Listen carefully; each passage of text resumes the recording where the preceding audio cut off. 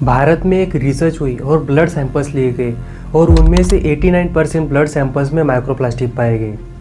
माँ जो अपने बच्चों को दूध पिलाती है उस दूध में भी माइक्रोप्लास्टिक पाए गए।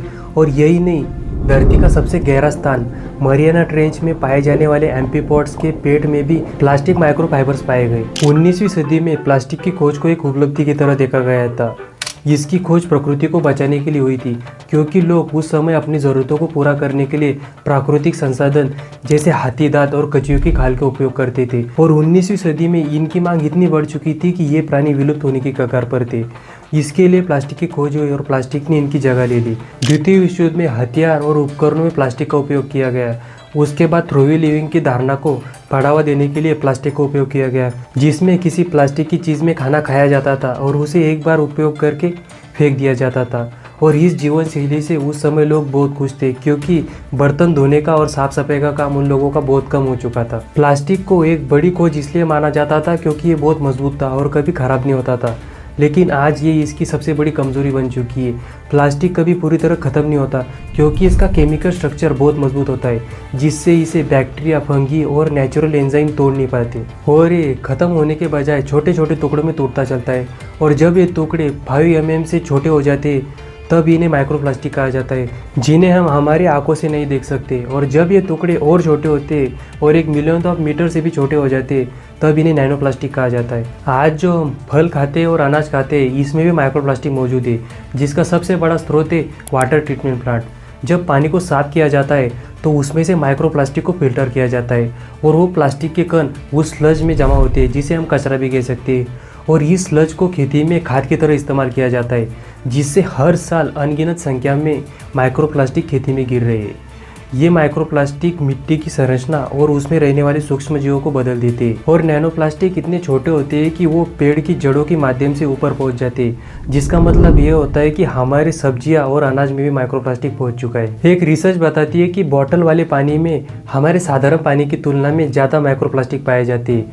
यानी जिस पानी को आप साफ और हेल्दी समझकर पीते हैं, वो हमें साधारण पानी से ज़्यादा नुकसान करता है। माइक्रोप्लास्टिक का एक बड़ा स्रोत है कार टायर, जिसके बारे में शायद ही कहीं पर चर्चा होती होगी। जब बाइक या कार रोड पर चलती है तो टायर और रोड में फ्रिक्शन होता है, जिससे करोड़ों की संख्या में माइक्रोप्लास्टिक निकलते और पर्यावरण में फैलते हैं। जो हवा और धूल है उसमें भी माइक्रोप्लास्टिक मौजूद है, जिसे हम हर दिन सांस के द्वारा अंदर खींचते हैं। हम जो कपड़े पहनते हैं उसमें से 70% कपड़े प्लास्टिक से बने हैं। और जब हम चलते हैं या कोई भी हरकत करते हैं तो हर साल करोड़ों की संख्या में उसमें से माइक्रोप्लास्टिक निकलते हैं। और जब इन कपड़ों को वॉशिंग मशीन में धोया जाता है तब भी इनमें से माइक्रोप्लास्टिक निकलते हैं। जेनिसी ब्रेनी ने पहाड़ों पर बारिश और धूल का अध्ययन किया और उन्होंने देखा कि जहाँ पर मानव नहीं रहते वहाँ पर भी आसमान से बारिश के द्वारा माइक्रोप्लास्टिक गिर रहे हैं। यानी आज प्लास्टिक सिर्फ हमारे गांव, शहर या इलाके में नहीं रहा, बल्कि हमने इसे पूरे पर्यावरण में फैला दिया है।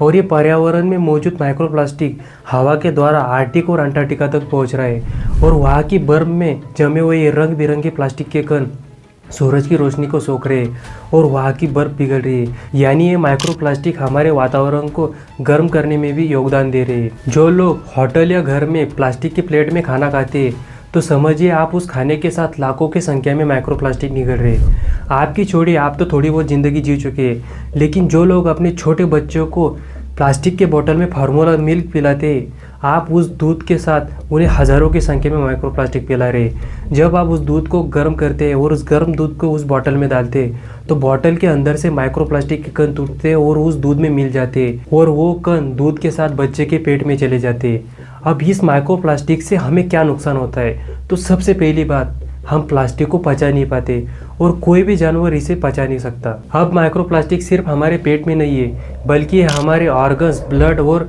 ब्रेन तक पहुंच चुका है। ब्लड में पहुंच गया यानी पूरे शरीर में घूम रहा है। ब्लड जब बॉडी से ब्रेन में जाता है तो ये एक ब्लड ब्रेन बैरियर को पार करके जाता है। ये एक चेकपोस्ट की तरह काम करता है, जो हमारे ब्रेन में खून के साथ हानिकारक पदार्थ को जाने नहीं देता। लेकिन नैनो प्लास्टिक इतने छोटे होते हैं कि वो इस बैरियर को पार कर जाते हैं। और एक रिसर्च में मानव के दिमाग के अंदर 0.5% नैनो प्लास्टिक पाया गया। तो सोचिए, प्लास्टिक यहाँ तक पहुँच चुका है। हमारे दिमाग के अंदर इसका क्या काम है? अगर आज आपसे कोई कहता है कि तुम्हारे दिमाग के अंदर कचरा भरा है, तो आप हाँ कह सकते हो। एक डिमेंशिया के रोगी के दिमाग में साधारण व्यक्ति की तुलना में 3 से 5 गुना ज्यादा नैनो प्लास्टिक पाया गया। इसका डिमेंशिया से कोई कैजुअल लिंक नहीं मिला, लेकिन ये डाटा चिंताजनक है। प्लास्टिक में कुछ रसायन इंडोक्राइन डिसरप्टिंग केमिकल्स भी हो सकते हैं जो हमारे बॉडी के हार्मोन सिस्टम को गड़बड़ कर सकते हैं। वैज्ञानिक बताते हैं कि ये केमिकल्स डायबिटीज, इनफर्टिलिटी, मोटापा और कई तरह के कैंसर्स के लिए जिम्मेदार हो सकते हैं। 2017 में डॉक्टर शैन स्वान और उनकी टीम ने एक रिसर्च की जिसने पूरे साइंस जगत को हिला दिया। उन्होंने एक मेटा एनालिसिस किया, जिसका अर्थ होता है उन्होंने पिछले कई दशकों में हुई स्टडीज का एक साथ निष्कर्ष निकाला। उन्होंने 1973 और 2011 के बीच हुई 185 स्टडीज को देखा, जिसमें 45,000 स्वस्थ पुरुषों के स्पर्म सैंपल्स लिए गए थे, जिसका निष्कर्ष ये निकला कि वेस्टर्न कंट्रीज में पुरुषों का स्पर्म काउंट 50% तक गिर चुका है, जिसके लिए जिम्मेदार उन्होंने इंडोक्राइन डिस्टर्बिंग केमिकल्स को ठहराया। हमारा इंडोक्राइन सिस्टम एक हार्मोन का तंत्र है जो हमारे बॉडी के ग्रोथ, मेटाबॉलिज्म और रिप्रोडक्शन को संभालता है। हमारी बॉडी में हार्मोन्स होते हैं जो सेल्स को बताते हैं कि उन्हें क्या काम करना है। अब इंडोक्राइन डिस्टर्बिंग केमिकल्स इनकी नकल करते हैं और हमारे बॉडी के रिसेप्टर से इस तरह जुड़ जाते हैं कि ओरिजिनल हार्मोन्स को जगह ही नहीं मिलती, जिससे हमारे बॉडी का संतुलन बिगड़ जाता है। इसे फिर से समझिए, हमारे बॉडी के सेल्स हार्मोन को पहचानने के लिए एक ताले और चाबी की तरह काम करते हैं, और ये प्लास्टिक केमिकल्स नकली चाबी की तरह काम करते हैं और सेलुलर ताले में जाकर फंस जाते हैं, जिससे हमारे बॉडी का नेचुरल कम्युनिकेशन सिस्टम डिस्टर्ब हो जाता है। भारत में भी ब्लड सैंपल्स लिए गए थे, जिसमें से 89% ब्लड सैंपल्स में माइक्रोप्लास्टिक पाए गए और स्पर्म काउंट में 30% की गिरावट देखी गई, जिसके लिए सीधे तौर पर प्लास्टिक पॉल्यूशन को जिम्मेदार ठहराया गया। ये इससे ज़्यादा खतरनाक हो सकता है रिप्रोडक्टिव प्रोग्रामिंग विंडोज़ में। ये प्रेगनेंसी के पहले 3 महीने होते हैं जिसमें बच्चे के अंग बन रहे होते हैं, और अगर माँ इस 3 महीनों में इन केमिकल्स के संपर्क में आ जाती है तो बच्चे का भविष्य हमेशा के लिए बदल सकता है, यानी बच्चे का कोई अंग सही से नहीं बनेगा। और ये सिर्फ कहने की बात नहीं है। सिमोन बताते हैं कि प्रेग्नेंट माँ के प्लेसेंटा में माइक्रोप्लास्टिक पाए गए। प्लेसेंटा वही नली होती है जिससे बच्चे को ऑक्सीजन और पोषक तत्व मिलते हैं। इसका अर्थ यही होता है कि जन्म से पहले ही हम बच्चे को प्लास्टिक का डोज दे रहे हैं। बच्चे के पहले मल में भी माइक्रोप्लास्टिक पाए गए, जो वो जन्म लेते ही माँ का दूध पीने के पहले करता है। और ये मैंने पहले ही बताया कि माँ के दूध में भी माइक्रोप्लास्टिक के कण पाए गए। इंडोक्राइन डिसरप्टिंग केमिकल्स का प्रभाव एपिजेनेटिक हो सकता है, यानी आज आप इन केमिकल्स के संपर्क में आते हो तो इसका असर आपके बच्चों पर हो सकता है और उनके बच्चों पर भी। तो सोचिए प्लास्टिक हमारे लिए कितना खतरनाक है। खोज के दौरान ऐसे कई पक्षी पाए गए जिनके पेट में प्लास्टिक के बोतल के ढक्कन और टूटे हुए खिलौने के टुकड़े थे। और मैंने पहले ही बताया कि प्लास्टिक पचता नहीं है, जिस वजह से इससे इनका पेट भर जाता है और इन्हें भूख नहीं लगती और लास्ट में ये मर जाते हैं। जब आप पॉलीथीन की पन्नी में कुछ खाना या फलों की छिलके पैक करके फेंक देते हो तो जानवर उसे खाने के साथ खा लेता है, और ऐसे ही बहुत सारा प्लास्टिक उनके पेट में जमा हो जाता है। और हर साल लाखों की संख्या में जानवर सिर्फ प्लास्टिक खाने की वजह से मरते हैं, जिसके लिए सीधे तौर पर जिम्मेदार हम ही हैं। और बात यही नहीं रुकी, समुद्र में स्थिति इससे ज़्यादा भयानक है। एडवर्ड कारपेंटर एक मरीन बायोलॉजिस्ट सार्गेसो सागर में अलगी का अध्ययन कर रहे थे। उन्होंने देखा कि बार बार उनके जाल में प्लास्टिक के छोटे छोटे कण आकर फंस रहे, जिस पर उन्होंने 1972 में एक रिपोर्ट जारी की।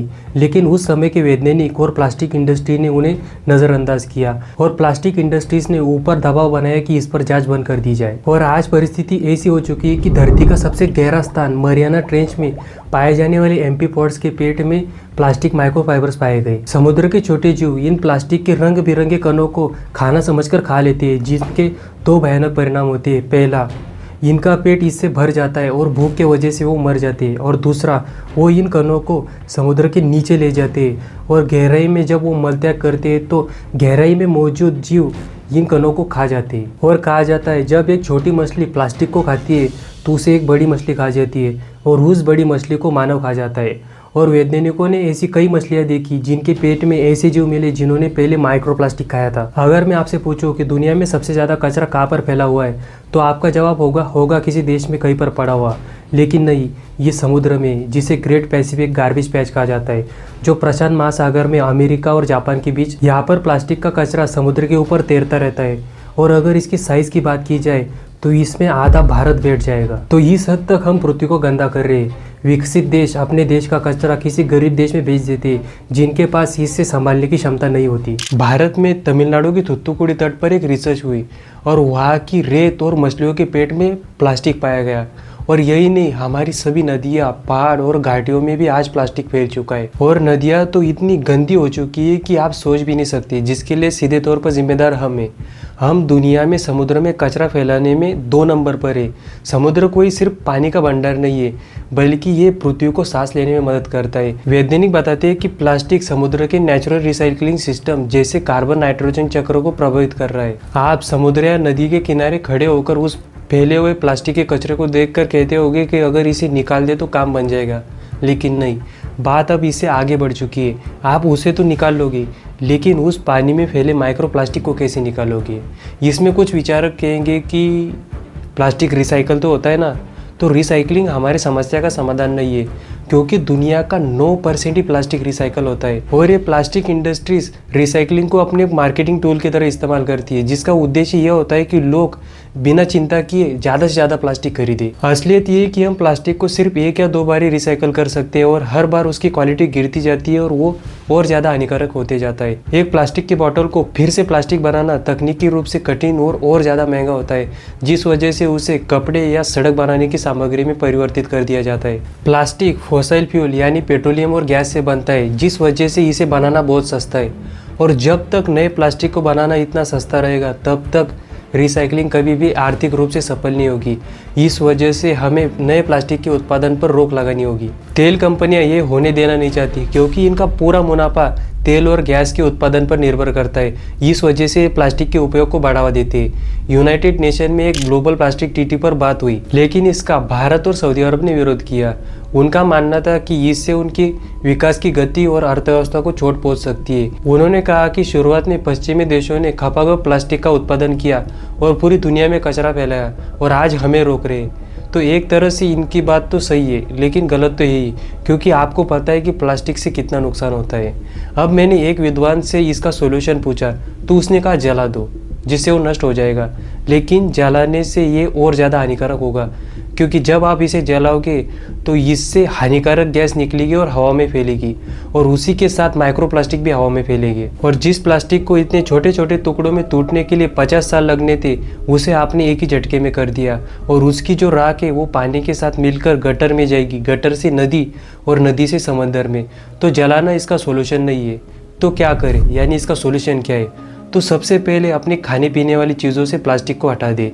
प्लास्टिक की बॉटल में पानी ना पिए, प्लास्टिक के ग्लास में भी, और प्लास्टिक के प्लेट में तो खाना बिल्कुल ना खाए। और ग्लास, स्टेनलेस स्टील और लकड़ी के सामान का इस्तेमाल करके शरीर के अंदर जाने वाले प्लास्टिक को रोका जा सकता है, क्योंकि हमें सबसे पहले हमारे बारे में सोचना होगा। उसके बाद हम उन जानवरों के बारे में सोचेंगे जिनके पेट में आज हमारी वजह से कचरा जा रहा है।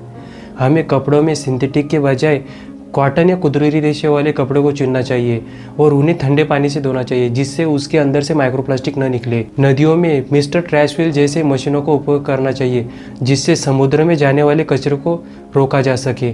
आज हमारा आधा जीवन प्लास्टिक पर निर्भर हो चुका है। जिससे मैंने रिसर्च लिखी है, वो पेन भी प्लास्टिक का है। इस वजह से हमें ऐसी प्रणाली बनानी होगी जिसमें ऐसी वस्तुएं बनाई जाए जो बार बार इस्तेमाल में आ सके, और ऐसी चीज़ों को बैन किया जाए जिसे एक बार इस्तेमाल करके फेंक दिया जाता है। और देश में जो प्लास्टिक का कचरा फैला है, इसे साफ करने के लिए जो खर्च आता है, उसका एक हिस्सा इन प्लास्टिक कंपनियों से लिया जाए। और अंत में ग्रीन वॉशिंग से बचे।